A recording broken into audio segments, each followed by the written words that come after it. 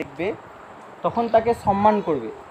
তোনাকে জিজ্ঞাসা করা হলো, হুজুর আচ্ছা ঠিক আছে, আপনি যখন বলছেন বয়সে যখনই কাউকে বড় দেখব, বয়োজ্যেষ্ঠ কাউকে দেখব তাকে সম্মান করব। উনি বললেন যখন ছোট কাউকে দেখবে বাচ্চা, তখন তাদেরকেও সম্মান করবে। তো সে বলল, হুজুর আপনার আমি কথা বুঝতে পারলাম না। বড়দেরকে সম্মান করব এটা তো বুঝে আসলো যে তারা আমার চাইতে বয়োজ্যেষ্ঠ, তারা জ্ঞান বেশি রাখে, তাদেরকে সম্মান করব। কিন্তু ছোটদেরকে কেন সম্মান করব এটা আমি বুঝলাম না।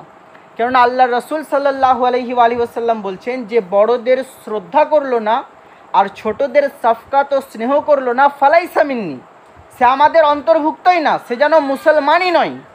আর আপনি বলছেন বড়দেরও সম্মান করো, ছোটদেরও সম্মান করো, বিষয়টা বুঝতে পারলাম না। সেই বুজুর্গ বলছেন বড়দের সম্মান এই জন্য করো কি তারা তোমার আগে যেহেতু দুনিয়ায় এসছে, তো তোমার চাইতে বেশি নেকি করার সুযোগ পেয়ে গিয়েছে, তোমার চাইতে বেশি নেকি করার সুযোগ পেয়ে গিয়েছে।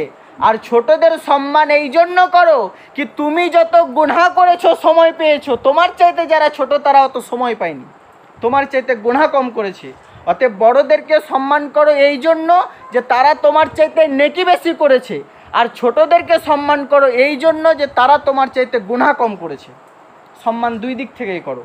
তো আমরা যখন আমাদের পাস্ট জীবনের দিকে তাকাবো, যদি মৃত্যুর জন্য প্রস্তুতি নিতে হয় তাহলে নেকির কাজ করতে হবে। আল্লাহ আজ্জা ওয়া জাল কেন আমাদের তৈরি করেছেন? এমনিতেই তিনটা প্রশ্নের উত্তর সবাই খোঁজে। আমি কে? প্রথম প্রশ্ন যে আমি কে। সেকেন্ড প্রশ্ন হচ্ছে কিসের জন্য এখানে এসেছি, এই দুনিয়ায় কেন এসেছি। থার্ড প্রশ্ন হচ্ছে আবার আমি কোথায় যাব। এই তিনটা প্রশ্নেরই উত্তর খুঁজতে গিয়ে সমস্ত ধর্ম। তো আল্লাহ রসুল বলছেন যদি তোমার মনের মণিকোঠায় কখনো এই প্রশ্ন তৈরি হয় যে তুমি কে, তো আপনাদের মধ্যে কে একজন দাঁড়িয়ে বলবে যে আমার নাম অমুক। আমি যদি বলি যে তোমার ওটার নাম, তুমি কে, আপনি বলবেন আমি মানুষ। এর চাইতে তো বেশি যেতে পারবেন না ভেতরে, বলবেন মানুষ। তো আমি বলবো আপনি মানুষের প্রজাতিতে পড়েন। যেমন ছাগলের একটা প্রজাতি আছে, গরুর একটা প্রজাতি আছে, চতুষ্পদ জন্তু জানোয়ারের একটা প্রজাতি আছে, তেমন হিউম্যান বিইংসের মানুষেরও একটা প্রজাতি আছে। কিন্তু আপনি কে? যদি মনের মণিকোঠায় এ প্রশ্ন জেগে যায়, তো উদাত্ত কণ্ঠে একজনই রয়েছেন যিনি এর উত্তর দিয়েছেন। তিনি বলতে আছেন, শোনো, যদি তোমার মনের মণিকোঠায় এ প্রশ্ন উঠে যায় কে তুমি কে, তাহলে বলো, তুমি মন খুলে এটাই বলো কে শোনো, আমি আইরা গাইরা নাকতুত থাইরা নয়, আমার পালনেওয়ালা কোনো মোল্লা নয়, আনা আবদুল্লাহ, বরং আমি হচ্ছি আল্লাহর বান্দা, আমি আল্লাহর বান্দা। ও আল্লাহ কেন তৈরি করেছো? আল্লাহ পাক বলতে আছেন, ওমা খলাকতুল জিন্না ওয়াল ইনসা ইল্লা লিয়াবুদুন, হে দুনিয়ার লোক সকল শুনে রাখো, আমি জিন ও মানব জাতিকে এই জন্যই সৃষ্টি করেছি যাতে তারা আমার ইবাদত করে। কেন সৃষ্টি করেছেন? যাতে আমার ইবাদত করে। ইয়া আল্লাহ, এরপরে কোথায় যাব? আল্লাহ পাক বলতে আছেন যে এরপরে কোথায় যাবে? তো আল্লাহ পাক বলতে আছেন, কুল্লু নাফসিন যায়কাতুল মউত, মৃত্যুকে সিঁড়ি বানানো হবে। যেমন মায়ের পেটে যখন বাচ্চা থাকে, মায়ের পেটকে সিঁড়ি বানিয়ে তাকে দুনিয়ায় নামানো হয়, তেমন এ মুসলমান কবরকে সিঁড়ি বানানো হবে আপনাকে আখেরাতে পৌঁছানোর জন্য। অতএব যখন জানেন কি মরতে হবে, তো মারা যাওয়ার আগে মারা যাওয়ার জন্য প্রস্তুতি নিতে হবে। তো প্রস্তুতি নিতে গেলে কি করতে হবে না, আল্লাহর ইবাদত করতে হবে। এবার আপনি বলবেন যে আমি এখন থেকে আল্লাহর ইবাদত করব। হ্যাঁ, এখন থেকে আমি ঠিক করলাম কি আমি আর কোনো নামাজ কাজা করব না। এখন থেকে আমি ঠিক করলাম কি আকা আলাইহিস সালামের ফরমান অনুসারে নিজের জীবন বাসার করব, নিজের জীবন কাটাবো। কিন্তু পাস্টের ক্ষেত্রে কি হবে? যেগুলো অলরেডি ছেড়ে চলে এসেছেন সেগুলোর ক্ষেত্রে কি হবে? তো সেইগুলোর জন্য আল্লাহ রসুল একটা উপায় বলে দিয়েছেন, সেটা হচ্ছে ইস্তেগফার। সেটা হচ্ছে ইস্তেগফার। আল্লাহ রসুল সাল্লাল্লাহু আলাইহি ওয়াসাল্লাম বলছেন যে আল্লাহ আমার আগের গুনাহ মাফ করেছেন। আচ্ছা বলেন, যদি আমাকে বলে, আমাদের মধ্যে কাউকে বলে যে তুমি ভাই, আপনি কোনো একটা চাকরি পেয়ে গেলেন, যে আপনাকে বললো ভাই তোমাকে ডিউটিতে আসতে হবে না, মাস শেষে তোমার অ্যাকাউন্টে এত টাকা ঢুকে যাবে স্যালারি, তোমাকে আসতে হবে না। বলেন এই অফারটা অ্যাকসেপ্ট করবে লোকে না করবে না? যদি বলে যে তোমাকে আসতে হবে না, মাস শেষে তোমার অ্যাকাউন্টে এই স্যালারি ঢুকে যাবে, সবাই আমরা অ্যাকসেপ্ট করবো কিনা জিনিসটা? সবাই অ্যাকসেপ্ট করব। কিন্তু আল্লাহ রসুল বলছেন যে শোনো, আল্লাহ আমার আগলা মাফ করেছেন, আল্লাহ আমার আগলা মাফ করেছেন, আল্লাহ আমার পিছলা মাফ করেছেন। यानी আমার সামনে যদি কোনো ভুল ভ্রান্তি হয়ে যায়, যদিও নবী মাসুমানিল খাতা, নবীর দ্বারা কোনো ভুল হতে পারে না, নবীর দ্বারা কোনো লফজিস হতে পারে না, নবী মাসুম আনিল খাতা, তারপরেও বলছেন কি আল্লাহ আমার আগলা গুনাহ মাফ করেছেন, আল্লাহ আমার পিছলা মাফ করেছেন। তারপরেও এমন কোনো দিন যায় না যেদিন মুহাম্মদ 70 বার আল্লাহর কাছে ইস্তেগফার করে না। আল্লাহ রসুল 70 বার করে, আল্লাহ রসুল বলছেন যে 70 বার আমি ডেইলি আল্লাহ জাল্লা ওয়ালার কাছে ইস্তেগফার করি। ইমাম আহমদ ইবনে হাম্বল রহমতুল্লাহি তাআলা আলাইহি জামানার ইমাম, আপনি বেরিয়ে পড়লেন মুহাদ্দিস, হাদিস কালেকশনের জন্য। এখন তো আমাদের সুযোগ সুবিধা হয়ে গেছে কি আমরা যদি চাই তো কিতাব বের করলাম, নেট খুললাম, বুখারী শরীফ ইন্টারনেটে সার্চ করলাম, পিডিএফ ডাউনলোড করে নিলাম, বইয়ের দোকানে গেলাম, বললাম কোরআন মাজিদের ট্রান্সলেশন দেন, আমার কানজুল ইমান তাফসীর দরকার, কানজুল ইমান পেয়ে গেলাম। বুখারীর তাফসীর, বুখারীর বাংলা অনুবাদ দরকার, বুখারীর বাংলা অনুবাদ পেয়ে গেলাম। মুসলিম, তিরমিজি, নাসাই, ইবনে মাজাহ, আপনার যেটা দরকার আপনি দোকানে পেয়ে যাবেন, ইন্টারনেটে ফ্রি পেয়ে যাবেন। কিন্তু একটা টাইম ইমাম আহমদ ইবনে হাম্বল, জামানার ইমাম, বিরাট বড় মুহাদ্দিস, আপনি একটা খাতা নিয়ে বেরিয়েছেন, আপনার হাতে ওই জামানার দোয়াত রয়েছে আর পেন রয়েছে, যেগুলো ডানা দিয়ে বানানো হতো, বাঁশের কঞ্চি দিয়ে বানানো হতো। ওই দোয়াত ও পেন নিয়ে আপনি বিভিন্ন শহরে শহরে ঘুরে বেড়ান, যেই জায়গায় শুনেন কি আমার নবীর কোনো সাহাবী রয়েছেন, সেই জায়গায় পৌঁছে যান, হাদিস কালেক্ট করেন ওই সাহাবীর কাছ থেকে, আর আপনি নিজের খাতার মধ্যে লিখে নেন। এইভাবে হাদিস কালেক্ট করতে থাকেন। একটা জায়গায় গিয়েছেন, রাত্রিবেলায় মসজিদে আরাম করতে গেছেন, তো সুবহানাল্লাহ, ওই এলাকার লোকরা বলল এই এলাকায় মসজিদে রাত্রি যাপন করা নিষিদ্ধ, এখানে রাত বাস করতে পারবেন না। তিনি বললেন যে শোনো, আমি শুধু এশার নামাজি না, আমি তো ফজরেরও নামাজি, আমি যেমন এশার নামাজ পড়ব আমি তেমন ফজরেরও নামাজ পড়ব।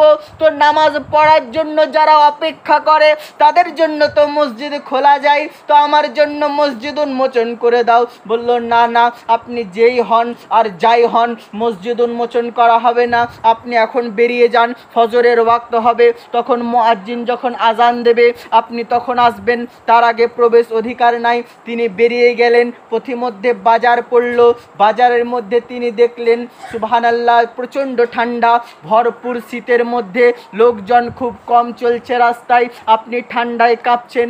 ওই টাইমে আপনার নজর পড়ল কি একজন রুটি বানাচ্ছে, যেমন নাদ রুটি হয় বর্তমান টাইমে, আগুনে সেকে, আগুনে লাগিয়ে দেয়, মানে চুলার ভিতরে রুটির মুখকে লাগায়, এভাবে যেমন আগুনে সেকে, এই ধরনের একজন রুটি বিক্রেতা, তাকে আরবিতে বলা হয় খামাস। তো এই খামাস নজর পড়ল ইমাম আহমদ ইবনে হাম্বল রাহিমাহুল্লাহ। আপনি দেখলেন, আপনি সেই জায়গায় গেলেন এবং বললেন যে ভাই আমি যদি এই অতিরিক্ত ঠান্ডার কারণে আমি যদি এখান থেকে আগুন পোহাই তো কোনো সমস্যা আছে? তিনি বললেন যে না না, আহলান ওয়া সাহলান, আপনাকে সুস্বাগতম, আপনাকে ওয়েলকাম, আপনি আগুন থাকেন, কোনো সমস্যা নাই আমার। ইমাম আহমদ ইবনে হাম্বল ওই যুবককে খেয়াল করতে লাগলেন, দেখলেন যুবকের শরীর হৃষ্টপুষ্ট, তার শরীর হৃষ্টপুষ্ট শরীর, সে রুটি সেকছে, যখন রুটি সেকছে তার ঠোঁট হিলছে, সে যেন কিছু পড়ছে। ইমাম আহমদ ইবনে হাম্বল রহমতুল্লাহি তাআলা আলাইহি আপনি খুব গৌর করে শুনবার চেষ্টা করলেন কি ওই ব্যক্তি কি পড়ে, তো আপনি শুনছেন সেই ব্যক্তি পড়ছে আস্তাগফিরুল্লাহ। সে যখন রুটি আগুনে যখন আপনার রুটিকে তৈরি করছে হাত দিয়ে, পড়ছে আস্তাগফিরুল্লাহ, যখন আগুনে লাগাচ্ছে পড়ছে আস্তাগফিরুল্লাহ, যখন ক্রেতা আসছে, যখন ক্রেতার সঙ্গে কথা বলছে তখনও পড়ছে আস্তাগফিরুল্লাহ, যখন ক্রেতাকে রুটি দিচ্ছে তখনও পড়ছে আস্তাগফিরুল্লাহ, যখন টাকা ক্যাশ বাক্সতে রাখছে তখনও পড়ছে আস্তাগফিরুল্লাহ। ইমাম আহমদ ইবনে হাম্বল রাহমাতুল্লাহি তাআলা আলাইহি, আপনার মনে সওয়াল জাগলো, আপনি বললেন ও যুবক মা আলাকা, ও যুবক মা আলাকা, এ যুবক কি ব্যাপার আমি তো বুঝতে পারছি না, সব সময় যেমন তোমার ঠোঁটে সুবহানাল্লাহ, তোমার ঠোঁটে আস্তাগফিরুল্লাহ লেগে রয়েছে, এর পিছনে রাজ কি রয়েছে, আর তুমি যে এত ইস্তেগফার পড়ছো, এত আস্তাগফিরুল্লাহ পড়ছো, তো তুমি কি কিছু পেয়েছো? তো সে বলতে আছে হুজুর, আল্লাহ আস্তাগফিরুল্লাহর বরকতে আমাকে মুস্তাজাবুদ দাওয়াত বানিয়ে দিয়েছেন, আমাকে মুস্তাজাবুদ দাওয়াত বানিয়ে দিয়েছেন। তো ইমাম আহমদ ইবনে হাম্বল বলছেন ফাআনতা মুস্তাজাবুদ দাওয়া, ইমাম আহমদ ইবনে হাম্বল বলছেন ফাআনতা মুস্তাজাবুদ দাওয়া, তুমি রুটি বিক্রি करने वाला, তুমি মুস্তাজাবুদ দাওয়া। মুস্তাজাবুদ দাওয়া মানে বুঝেন, মানে ওই ব্যক্তি যার কোনো দোয়া আল্লাহ ফেলেন না, ও যা জুবান দিয়ে বার করে আল্লাহ কবুল করেন।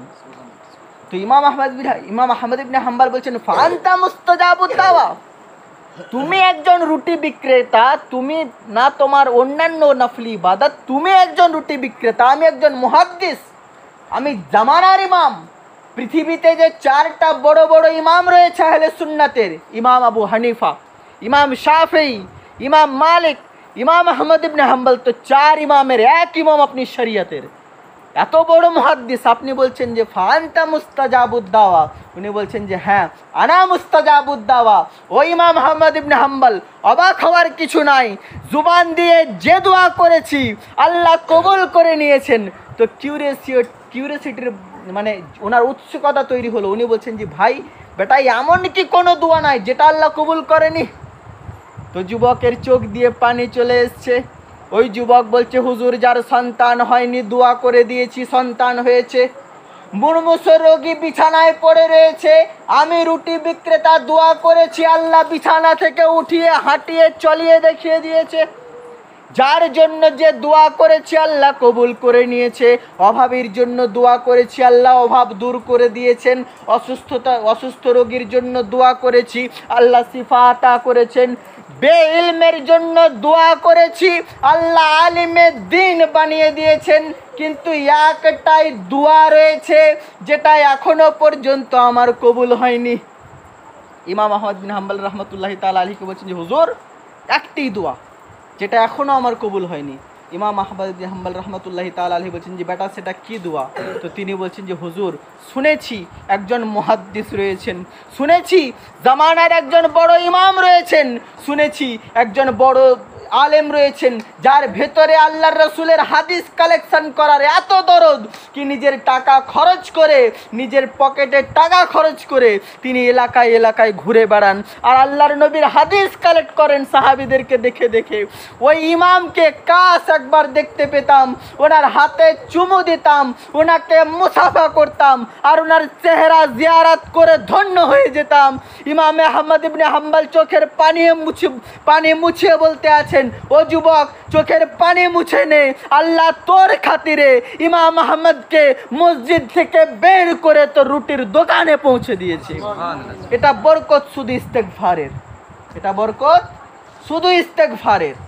আল্লাহ রসুল সাল্লাল্লাহু আলাইহি ওয়াসাল্লাম বলছেন যে শোনো, অন্য উম্মত যদি গুনাহের ইচ্ছা পোষণ করতো তার আমল নামায় গুনাহ লেখা হয়ে যেত, কিন্তু এটা আল্লাহ আমাকে শান দিয়েছেন শুধু মুহাম্মদ সাল্লাল্লাহু আলাইহি ওয়াসাল্লামের উম্মত হওয়ার দাম, যে তুমি যদি মনে কোনো গুনার ইরাদা করো, আগের উম্মত ইরাদা করতো তো গুনাহ লেখা হতো, আর বিশ্বের রাসূলের উম্মত যদি গুনার ইরাদা করে কিন্তু না করার কারণে নেকি লেখা হয়, যেহেতু করেনি। তো ইস্তেগফার পড়েন। এবার যে কোনো সিগা এটা নিজের জীবনের প্র্যাকটিস বানিয়ে নেন, যে এমন কোনো রাত যেন না হয় যে আপনি ইস্তেগফার না করে শুয়ে পড়েছেন। শুধু আস্তাগফিরুল্লাহ পড়েন, বাস্তাগফিরুল্লাহ রব্বি মিন কুল্লি যামবি ওয়া আতুবু ইলাইহি পড়েন, বাস্তাগফিরুল্লাহ আল্লাযী লা ইলাহা ইল্লা হুয়াল হাইয়ুল কাইয়্যুম ওয়া আতুবু ইলাইহি পড়েন। এই যে ইস্তেগফার আমি যেটা লাস্টে বললাম, এই সিগার জন্য আল্লাহ রাসূল বলছেন আস্তাগফিরুল্লাহ আল্লাযী বাস্তাগফিরুল্লাহ আল্লাযী লা ইলাহা ইল্লা হুয়াল হাইয়ুল কাইয়্যুম ওয়া আতুবু ইলাইহি।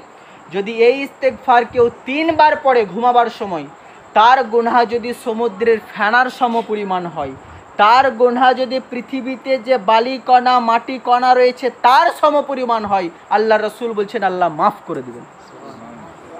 এমনকি বলা হচ্ছে যদি কেউ জিহাদ থেকে ফিরে আসে, মানে যুদ্ধের ময়দানে যখন যাওয়া হয়, মুসলমান আর কুফফারদের যুদ্ধ হয়, তো মুসলমান পিঠ পিছে ফিরে আসতে পারে না, এটা কবিরা গুনাহ। মুসলমান এমন হওয়া উচিত যতক্ষণ পর্যন্ত শরীরের শেষ রক্ত বিন্দু থাকবে ততক্ষণ পর্যন্ত ও আল্লাহর ওয়াস্তে আল্লাহ রসুলের ওয়াস্তে জিহাদ করতে থাকবে। কিন্তু যদি এরকম লোক ফিরে আসে, আল্লাহ রসুল বলছেন যদি এরকম লোক ফিরে আসে আর এই ইস্তেগফারের দ্বারা আল্লাহর কাছে ক্ষমা চায়, আল্লাহ মাফ করে দিবেন। যেটা হচ্ছে ইস্তেগফার, আল্লাহর কাছে মাফ চাওয়া। আর কি আছে আপনাদের সবার মুখস্থ? আচ্ছা, প্রতি নামাজের পরে অনেকে বলেন যে আমাদের তো ভালো ইস্তেগফার জানা নাই। না, এটা আপনাদের ভুল ধারণা যে আপনাদের ভালো ইস্তেগফার জানা নাই। আপনারা অনেকেই পড়েন আত্তাহিয়াতের পরে দোয়ায়ে মাসুরা পড়েন, বিভিন্ন সিগা পড়েন। আল্লাহুম্মা ইন্নী যালামতু নাফসি জুলমান কাসীরা ওয়া লা ইয়াগফিরুয যুনুবা ইল্লা আনতা ফাগফিরলি মাগফিরাতাম মিন ইনদিকা ওয়ারহামনি ইন্নাকা আনতাল গফুরুর রহিম, এটা পড়েন। অনেকে আল্লাহুম্মা গফিরলি ওয়ালিদাইয়া ওয়ালিল মুমিনিনা ওয়াল মুমিনাত, এটা পড়েন। আরও বিভিন্ন সিগা পড়েন। তো এগুলো যা যা আছে দোয়ায়ে মাসুরাতে, এগুলো সব ইস্তেগফারের দোয়া, এগুলো সব ইস্তেগফারের দোয়া। আল্লাহ রসুল সাল্লাল্লাহু আলাইহি ওয়াসাল্লাম বলছেন, আচ্ছা বলেন, আপনি কোনো অন্যায় করেছেন, কোনো অন্যায়, ভালো অন্যায়, বাপের প্রতি মায়ের প্রতি, দিয়ে আপনার আব্বু বললেন যে তোকে আমি তোমার বেটা বলে কিছু লাই, তো বেরিয়ে যা আমার ঘর থেকে। আপনি বেরিয়েও গেলেন রাগ করে। কয়েকদিন পর যদি আপনি ফেরত আসেন আর আসার পরে বাপের পা ধরে নেন, মায়ের পা ধরে নেন, আর যদি বলেন কি আব্বা আমার ভুল হয়ে গেছে, মা আমার ভুল হয়ে গেছে, তো কি করবেন? মা বাপ ক্ষমা করবে কি না? ক্ষমা করে দেবে। আল্লাহ রসুল সাল্লাল্লাহু আলাইহি ওয়াসাল্লাম বলছেন যে দুনিয়াতে যদি ভালোবাসার মিসাল দেখতে হয় তো সবচাইতে যিনি ভালোবাসেন তিনি হচ্ছেন মা। এই জন্য বাচ্চার ক্ষেত্রে মাকে অধিকার দেওয়া হয়েছে 3 বার, বাপকে অধিকার দেওয়া হয়েছে 1 বার। মানে মাকে দেওয়া হয়েছে 75%, তো বাপকে দেওয়া হয়েছে 25% অধিকার। আল্লাহ রসুল বলছেন কি আল্লাহ পাক তার বান্দাকে 70টা মায়ের চাইতেও বেশি মহব্বত করেন। মা যত ভালোবাসে আল্লাহ পাক আপনাকে তার চাইতে 70 গুণ বেশি ভালোবাসেন। আল্লাহ চান না যে তার কোনো বান্দা জাহান্নামে চলে যাক। আল্লাহর রসুল বলছেন যে এ আমার উম্মত, যদি দিনের আলোয় গুনাহ করো তুমি আল্লাহর কাছে মাফ চাও, আল্লাহ মাফ করে দেবেন। যদি রাতের অন্ধকারে গুনাহ হয় আল্লাহ জাল্লা ওয়ালার কাছে মাফ চাও, আল্লাহ মাফ করে দিবেন। ও আমার উম্মতি শুনে রাখো, যদি প্রকাশ্য গুনাহ করো তো মাফ চাও, আল্লাহ মাফ করে দিবেন। যদি অপ্রকাশ্য গুনাহ করো আল্লাহর কাছে মাফ চাও, আল্লাহ মাফ করে দিবেন। এ আমার উম্মতি শুনে রাখো, তোমার যৌবন অবস্থায় যুবক অবস্থায় আল্লাহর কাছে মাফ চাও, আল্লাহ মাফ করে দিবেন। যখন তুমি মা বাপ তখন তুমি মাফ চাও, আল্লাহ মাফ করে দিবেন। যখন বার্ধক্যের শেষ সীমানায় পৌঁছে যাবে তখন মাফ চাও, আল্লাহ মাফ করে দিবেন। ও আমার উম্মত শুনে রাখো, মৃত্যুর যে শেষ হিচকি হয় ওই শেষ হিচকির আগে, শেষ হিচকির মুহূর্তে যদি মাফ চাও আল্লাহ মাফ করে দিবেন। যখন আর ঠোঁট হিলবে না, যখন আর শরীর নড়বে না, তখন যদি চোখের ইশারাতেও আল্লাহর কাছে মাফ চাও আল্লাহ মাফ করে দিবেন। চোখের ইশারাতেও বলো কি মওলা আমার দ্বারা ভুল হয়ে গিয়েছে, আল্লাহ পাক মাফ করে দিবেন। তো মাফ করা তো একটা আলাদা জিনিস। আপনি ভুল করেছেন, কোনো আমার বন্ধু ভুল করলো, আমার কাছে এলো, ভাই ভুল করে দিয়েছি, মাফ করে দিলাম। কিন্তু আল্লাহ রসুল শুধু বললেন যে তা নয়, আপনি গুনাহ করেছেন, কোনো বড় গুনাহ, কবিরা গুনাহ, যেই গুনাহ যদি লোকের সামনে প্রকাশ হয়ে যায় আপনি লজ্জিত হবেন। এই ধরনের কোনো গুনাহ করেছেন কিন্তু আল্লাহ আজ্জা ওয়া জাল্লার কাছে মাফ চাইলেন। আল্লাহর রসুল বলছেন কি আল্লাহ মাফ তো করবেনই, তুমি যে গুনাহগুলো করে এসেছো আল্লাহ নেকিতে তবদিল করে দিবেন। জোরে বলবেন না সুবহানাল্লাহ। এক তো মাফ করবেন, দ্বিতীয় হচ্ছে সেই গুনাহগুলোকে নেকিতে তবদিলও করে দিবেন, নেকিতে পরিবর্তনও করে দিবেন। এত ফ্যাসিলিটি কেন জানেন? এত যে ফেসিলিটি আমরা পেয়েছি এই কারণেই আমরা পেয়েছি যে আমরা নবী আখিরুজ্জামার উম্মত, আমরা নবী আখিরুজ্জামার উম্মত, আমরা শেষ নবীর উম্মত। তো যখন আপনার আমার জন্য এই সুন্দর অফার রয়েছে কি আপনি আমি বিশ্বের রসুল সাল্লাল্লাহু আলাইহি ওয়াসাল্লামের গোলাম ও উম্মত, তো ইস্তেগফার করেন, আপনার পূর্ব জীবনের গুনাহকে আল্লাহ আজ্জা ওয়া জাল মাফ করে দেবেন। এবার এটা ভাবিয়েন না কি আমি যদি এখন ইস্তেগফার করলাম, অনেকে এই কারণে তওবা করে না যে গুনাহ করতে পারবো না, যদি তওবা করলে তাহলে তার গুনাহ করা হবে না। অনেকে এই ভয়ে থাকে যে আমি তওবা করলাম না, আবার যদি গুনাহ হয় তো হবে, আবার হয় আবার তওবা করবেন। তো বলছে যে না, যদি আবার গুনাহ হয় তো বারবার যে আল্লাহর কাছে তওবা করব এটা আমাকে লজ্জা লাগে। ভাই, এটা লজ্জা লাগে না, এটা শয়তান বদবুদ্ধি দেয় যে তওবা করিও না। মুসা কালিমুল্লাহ আলাইহিস সালামের জামানায় একটা লোক ছিল যে গুনাহ করত, তওবা করত, রাত্রে গিয়ে খাতো, আবার গুনাহ করত, আবার তওবা করত, এমনি করতে করতে বন্ধ করে দিয়েছে। তো সাইয়্যিদুনা কালিম আলাইহিস সালাম এসে ওই উম্মতকে বললেন যে তুমি তওবা করা বন্ধ করো না, লা তাকনাতু মির রাহমাতিল্লাহ। আল্লাহ আজ্জা ওয়া জাল বলছেন কোরআনে, লা তাকনাতু মির রাহমাতিল্লাহ, এ আমার বান্দা আমি আল্লাহ, তুমি যদি পৃথিবীর সমপরিমাণ গুনাহ নিয়ে আসো আমি আরশের সমপরিমাণ ক্ষমা নিয়ে আসবো। তুমি যদি পুকুরের সমপরিমাণ গুনাহ নিয়ে আসো আমি সমুদ্রের সমপরিমাণ তোমার জন্য দয়া নিয়ে আসবো। লা তাক ইয়া ইবাদি লা তাকনাতু মির রাহমাতিল্লাহ, ইয়া আমার বান্দা আমার রহমত থেকে নিরাশ হয়ে যেও না। মুসা কালিমুল্লাহর জামান আছে, জানেন যে আমাদের পাপের কারণে বন্যা, ভূমিকম্প ইত্যাদি সমস্যা আসে। যদিও মডার্ন সায়েন্স হয়তো এটাকে মানে না, কিন্তু কোনো না কোনো ওয়াসিলাতে আল্লাহ করেন। কিন্তু আল্লাহ রসুল বলছেন যে মানুষের পাপের কারণে বন্যা, ভূমিকম্প, অনাবৃষ্টি, মানে টোটালি বৃষ্টি হচ্ছে না, এই ধরনের জিনিস মানুষের প্রকাশ্য গুনাহগুলোর কারণে হয়। আমরা যে প্রকাশ্য গুনাহ করি এই গুনাহগুলোর কারণে হয়। তো মুসা কালিমুল্লাহ আলাইহিস সালামের জামানায় বৃষ্টি হচ্ছে না, অনাবৃষ্টি। তো হযরতে মুসা কালিমুল্লাহ আলাইহিস সালামকে তার উম্মতরা বলল যে হুজুর ফসল জ্বলে যাচ্ছে, ফসল লাল হয়ে যাচ্ছে, আর তৎকালীন টাইমে খাবার সোর্সই ছিল হয় চাষ না হয় পশুপালন, এছাড়া খাদ্যের আর অন্য কোনো সোর্স ছিল না।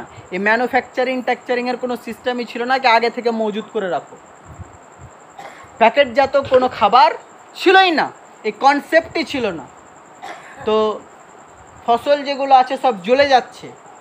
আমাদের যে চতুষ্পদ জন্তু গরু ছাগল এদেরও মারা যাওয়া অবস্থা, এদেরও দুধ শুকিয়ে যাচ্ছে, তো আমাদের তো খাবার কিছু নাই। ও কালিম আলাইহিস সালাম আপনি যখন তুর পাহাড়ে যাচ্ছেন তখন দয়া করে আপনি আল্লাহ জাল্লা ওয়া আলার কাছে আমাদের জন্য বলে দেন, দোয়া করেন। আল্লাহ পাক হযরতে মুসা কালিমুল্লাহ আলাইহিস সালাম আল্লাহর কাছে গেলেন। আল্লাহ পাক বললেন, ও আমার কালিম, আমার ভান্ডারে কমতি কিছু নাই, শুধু বলো যে লোক হাত তুলবে আমার কাছে ক্ষমা প্রার্থনা করবে, আমি আল্লাহ সবাইকে যখন তারা ক্ষমা প্রার্থনা করবে অন্তর থেকে আমি আল্লাহর কাছে মাফ চাইবে, আমি আল্লাহ আসমান থেকে বৃষ্টি ঝরিয়ে দেব, বারিশ দিয়ে দিব।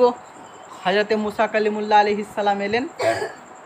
এবং আচ্ছা, এখানে একটা জিনিস বলে রাখি, অনেকে হয়তো জানেন না, যখন বৃষ্টির জন্য দোয়া করা হয় তখন চাদর উল্টো পড়তে হবে, চাদর যেন ঝুলে। এবং তখন যে দোয়া করা হয় আমরা নর্মালি মোনাজাতে হাত কীভাবে তুলি, এভাবে, তখন হাত তুলতে হয় এভাবে। এটা হচ্ছে বৃষ্টির নামাজের সিস্টেম, এভাবে হাত তুলতে হয়। তো যাই হোক, মুসা কালিমুল্লাহ আলাইহিস সালাম বললেন সবাইকে, সব উম্মত, নবী যদি ডাক দেন স্বাভাবিক, যদি পীর সাহেব ডাক দেয় তো মুরিদগুলো হাজির হবে, আর যদি কওমের নবী ডাক দেন তো সবাই হাজির হবে। সবাই হাজির হয়েছে, সবাই তওবা করলো, ইস্তেগফার করলো। মুসা আলাইহিস সালাম তওবা করালেন, পড়ালেন, সমস্ত লোক তওবা করলো, পড়লো, বৃষ্টি কিন্তু হলো না। হযরতে মুসা কালিমুল্লাহ আলাইহিস সালাম আল্লাহর কাছে গেলেন কে মওলা तमाम উম্মতকে একত্রিত করে দিলাম, পুরা কওমে মুসাকে একটা ময়দানের মধ্যে হাজির করে দিলাম, সকলকে তওবাও করিয়ে দিলাম, তারপরেও তো বৃষ্টি হলো না। আল্লাহ পাক বললেন, ও কালিম, ওই কওমের মধ্যে, ওই উম্মতের মধ্যে একটা লোক আছে যে তওবা করেনি। আপনি আবার যান, আপনার কওমকে বলেন ওই লোকটা যদি তওবা করে আমি আল্লাহ বৃষ্টি দিয়ে দিব। হযরতে মুসা আলাইহিস সালাম গেলেন, বললেন, বৃষ্টি কিন্তু হলো না। সবাই তওবা, মুসা আলাইহিস সালাম তওবা করালেন, পড়ালেন, সবাই তওবা করলো, বৃষ্টি হলো না। সাইয়্যিদনা মুসা কালিমুল্লাহ আলাইহিস সালাম খুব জালালি নবী ছিলেন। ওনার থাপ্পড় খুব ফেমাস হাদিসে। এটা কোনো শুনাই ঘটনা ওয়াকিয়া নয়, বা কোনো মানে শোনাই ঘটনা, হাদিসে পাকের ঘটনা কি হযরতে ইজরাইল আলাইহিস সালাম বলেছিলেন কি, ও মুসা আপনার জান কবজ করতে এসেছে। তো মুসা কালিমুল্লাহ আলাইহিস সালাম হযরতে ইজরাইল আলাইহিস সালামকে এমন থাপ্পড় মেরেছিলেন কি চোখ বেরিয়ে চলে এসেছিল, এত জালালি নবী। তো জালালি নবী আল্লাহকে বলছেন, ইয়া রব্বে কায়নাত, আপনি বলেন কোন বান্দা আর ঘাড় ধরি তওবা করাবো। আল্লাহ পাক বলছেন, ও কালিম, আপনি বলেন রব্বি আরিনি, মওলা তোমাকে দেখতে চাই। আমি বলি লান তারানি, তুমি আমাকে দেখতে পারো না। কিন্তু যখন আপনি জিদ করে ফেলেন, যখন আপনি অনড় হয়ে যান, অটল হয়ে যান, তো আপনার খাতিরে নিজেকে দেখাবো না এটা বলার পরেও নিজের নূর জাহির করে দিই, কিন্তু ওই বান্দার গুনাহ জাহির করব না। তো এটা কোন বান্দা? আমি আমার বান্দাকে এত ভালোবাসি কি হে নবী, আপনি বললে আপনি দেখতে পারবেন না আমি জানি, তুর পাহাড় জ্বলে যাবে আমি জানি, তুর পাহাড়ে যত গাছপালা রয়েছে সব জ্বলে যাবে আমি জানি, কিন্তু তারপরেও আপনি জিদ করে নেন, আপনি অটল হয়ে যান, তো আপনার জিদের নাজ রাখি। কিন্তু যে বান্দার গুনাহ জানতে চাইছেন, আমি আল্লাহ আমার বান্দাদেরকে এত ভালোবাসি কি আমি আল্লাহ ওই বান্দার গুনাহ জাহির করব না। হযরতে মুসা আলাইহিস সালাম এসে বললেন যে আল্লাহর কোন ওই বান্দা আছো কি আল্লাহ আমি নবী হওয়ার পরেও আমাকে তার নাম করছে না, তুমি মাফ চাও আল্লাহর কাছে। সবাই সাজদায় পড়ে কাঁদছে, ওই ব্যক্তিও কাঁদছে কি আল্লাহ তুমি তো আমার নাম করে দিতে পারতা, যদি নাম করে দিতে এই যত লোক রয়েছে পুরো ময়দানে, যত লক্ষ লোক রয়েছে আপনার উম্মতের মধ্যে, সবার সামনে আমাকে অপমান হতে হতো। কিন্তু হে আল্লাহ তুমি আমার লাজ রেখেছি, আল্লাহ আমি অন্তর থেকে তওবা করছি, দয়া করে তুমি মাফ করে দাও। এইদিকে ওই বান্দা তওবা শুরু করেছে, আল্লাহ আজ্জা ওয়া জাল্লার দয়া আসমানে মেঘ আসতে শুরু করে দিয়েছে। এবার ওই বান্দা বুঝতে পারছে যে হয়তো তওবা করার পরেও তার মনে সংশয় হচ্ছে কি আমার কারণে বৃষ্টি হচ্ছে না, আমি বুঝতে পারছি আল্লাহ তওবা কবুল করলেন কি করলেন না। অতএব আমি উঠে অন্য এলাকায় চলে যাই যাতে লোক মাহরুম না হয়। যখন ওই লোকটা উঠে চলতে শুরু করে দিয়েছে, এইদিকে আল্লাহ পাক একটা মেঘ পাঠিয়ে দিয়েছেন ওই বান্দাকে ছায়া করতে আছে, যাতে কেউ বুঝতে না পারে কি ওই লোকটাই গুনাহগার, যার কারণে বৃষ্টি হচ্ছিল না। আল্লাহর নবী তখন আল্লাহর নবীকে আল্লাহ ইলহাম করতে আছেন কি হে নবী, যার জন্য বৃষ্টি আটকে ছিলাম আজকে তার খাতিরেই পুরো কওমের ওপর বৃষ্টি বর্ষিয়ে দিলাম। সেই ব্যক্তির খাতিরেই পুরো কওম বৃষ্টিতে সাইলাব হয়ে গেল। তো আল্লাহ যদি গুনাহ হয়েছে, যদি ভুল ভ্রান্তি হয়েছে, তো আল্লাহ জাল্লা ওয়ালার কাছে মাফ চান। এটা হচ্ছে লুব্বে লুবাব সারাংশ আমার বক্তব্য। তো এটা হচ্ছে একটা জিনিস, আল্লাহর কাছে মাফ চাওয়া। এবার যদি কোনো বান্দার গীবাত করে থাকেন, কাউকে না বলে তার টাকা উঠিয়ে থাকেন, কাউকে না বলে তার বাড়ির আমরা ফল পেড়ে খেয়ে থাকেন, নিয়ে মনে করছেন আমি বিরাট তাহাজ্জুদ গুজার, তো শুনে রাখেন আল্লাহ পাক শহীদদের সব গুনাহ মাফ করেন। যখন কোনো বান্দা শহীদ হয় আল্লাহ পাক বলছেন হিজাবের পর্দা সরিয়ে নেওয়া হয়, ও আল্লাহকে দেখতে থাকে আর ওর জান বাহির হতে থাকে। কত বড় মর্যাদা শহীদের, যে যখন জান বের হয় আল্লাহ পাক হিজাবের পর্দা সরিয়ে দেন, ও সরাসরি আল্লাহকে দেখে আর জান বের হয়, কোনো গুনাহ বাকি থাকে না, যা গুনাহ করেছে আল্লাহ মাফ করে দেন। কিন্তু আল্লাহ রসুল বলছেন যদি ঋণ থাকে, যদি কারো কাছে ধার করে থাকে, ওইটা মাফ হয় না, ওইটার কারণে শহীদদের রূহকেও ঝুলিয়ে দেওয়া হয়। এবার যদি ধার বাকি থাকার কারণে শহীদদের রূহকে ঝুলিয়ে দেওয়া হয়, তাহলে না বলি টাকা বাহির করে লিয়াতে কি হাল হয়। বুঝতে পারছেন? যদি করে থাকেন, যদি পারেন সরাসরি যদি বলে পারেন তার কাছে ক্ষমা চান। যদি সরাসরি বলে ক্ষমা চাইতে না পারেন তাহলে তাকে গিফট দিয়ে দেন। যদি তিনি মারা গিয়ে থাকেন তার সন্তানদেরকে দেন। যদি এটা আদায় না করেন তো আল্লাহর যে ইবাদতে কমতি খামতি, রোজাতে, নামাজে, ইবাদতে, রিয়াজাতে হয়ে থাকলে আল্লাহ মাফ করেন, কিন্তু হুকুকুল ইবাদে যদি গন্ডগোল হয়েছে তো আল্লাহ পাক মাফও করেন না। যতই বড় যাই হোক, শহীদদেরকে মাফ করেন না, ঝুলিয়ে দেন। যদি মা বাপের সঙ্গে খারাপ ব্যবহার হয়ে থাকে, যদি ইন্তিকাল করে যান, ক্ষমা চাওয়ার সুযোগ না থাকে, বর্তমানে সূরা ইখলাস পড়েন, কোরআন পড়েন, নামাজ পড়েন, দান খায়রাত করেন, আর ওই মা বাপকে গিফট করেন, আর অন্তর থেকে ওই মা বাপের কাছে ক্ষমা চান। যদি এটা না করেন, আল্লাহর ইজ্জতের কসম করে বলছি, আপনার 5 ওয়াক্তের নামাজের বিশাল দাম, কিন্তু ওটাও কাজে লাগে না। নামাজের কত দাম?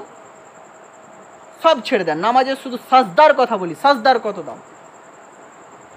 যখন কোনো বান্দা নামাজের ওয়াক্ত হয়, হয়তো আজান দিয়েছে, জানেন জামাত হবে কিছুক্ষণ পর, কিন্তু আপনি মসজিদে বসে আছেন আর আপনি মনে মনে ভাবছেন যে টাইম তো হলো না, তাই তো এখনও 5 মিনিট, এখনও 10 মিনিট, এখনও 15 মিনিট, যে ওয়েট করছেন। আপনি ভাবেন ওই টাইম লস হচ্ছে। কেউ কেউ জিকির করে, দরুদে পাক পড়ে, ইস্তেগফার পড়ে, ইবাদত করে, আর কেউ শুধু চুপ করে বসে থাকে। তো যে চুপ করে বসে থাকলো তার লস হলো তো? হলো কি হলো না? লস হলো তো।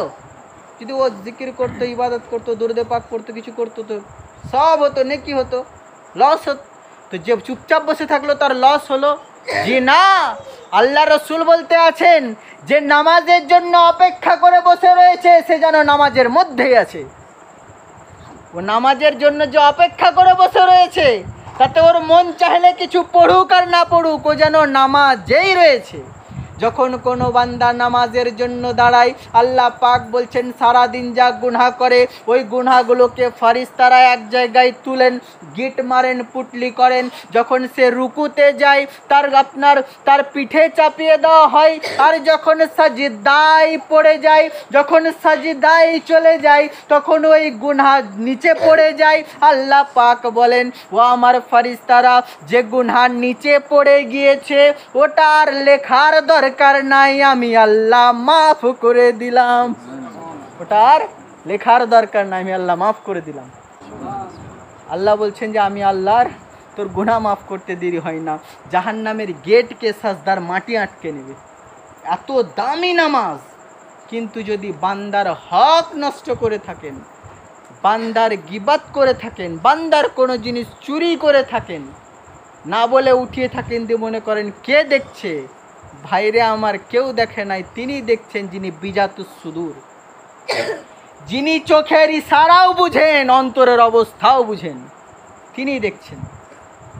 তো এই জিনিসটা থেকে ফিরে আসার চেষ্টা করেন।